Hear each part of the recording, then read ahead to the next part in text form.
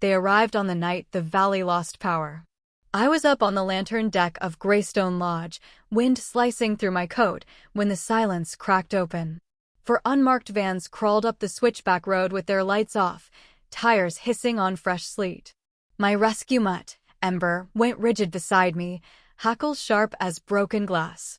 Cashin Hale, my father, climbed from the lead vehicle wearing the same velvet collar coat he'd worn the day he convinced me to guarantee the loan that still owns half my life.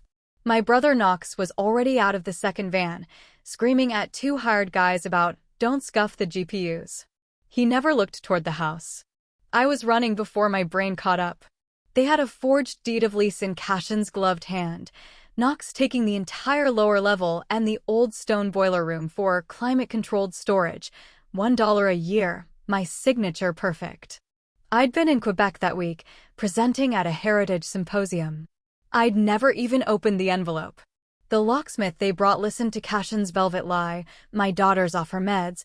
Officer, she's barricaded herself inside with the dog," and started cutting the historic gate chain while Knox vaulted the sidewall. Ember charged. Knox's steel toe caught her across the chest. She yelped once, high and shocked, and bolted through the opening into the dark, straight toward the cliff road where logging trucks barrel down at 50. I chased her into the storm while their vans rolled in like tanks. By the time I carried my trembling dog home, the basement already hummed with the sickly heat of mining rigs.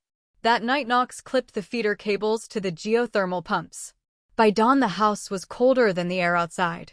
They thought cold would make me fold. They miscalculated. I fought with paperwork, cameras, and favors earned restoring every landmark from here to the coast. I turned their weapons against them. The live streams they loved, the small-town grapevine, the zoning board that worships anything built before 1900. And on the longest night of the year, I threw the party they never saw coming. 50 of the county's untouchables, judge, sheriff, 3 council members, the woman who controls every historic tax credit in the state, slipped in through the service road after sunset. From the street the lodge looked dead, windows black, chimneys cold. Inside, fires roared, a bluegrass trio played, champagne chilled in silver buckets carved from melted Civil War cannons. At 11:52 p.m. the front gate screamed. Knox put a battery saw to the new titanium chain I'd installed 2 nights earlier. Sparks lit his face like hellfire. His girlfriend Luna was live on every platform, narrating their reclamation of stolen property. Knox kicked in the carved cedar doors, roaring my name. He made it 3 steps into the marble foyer. 50 faces turned. 50 phones rose. The sheriff set his bourbon on a coaster made from reclaimed courthouse flooring. "Evening, Knox," he said, almost kindly. "Looks like felony burglary on camera tonight." Luna's stream hit 200,000 live viewers before she managed to hit stop. By the time the clock struck midnight, both my father and brother were in cuffs, charges stacking like cordwood: forgery, conspiracy, burglary, animal cruelty, utilities fraud, the works. Spring came early that year. The ridge exploded in bloodroot and trillium.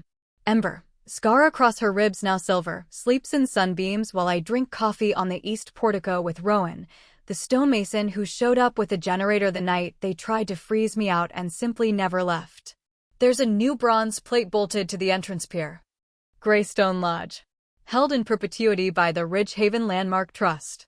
Trespassers will be prosecuted. Guests will be spoiled. I write the guest list now. And when the wind moves through the pines at night, it no longer sounds like something coming for me. It sounds like the house breathing easy for the first time in 100 years.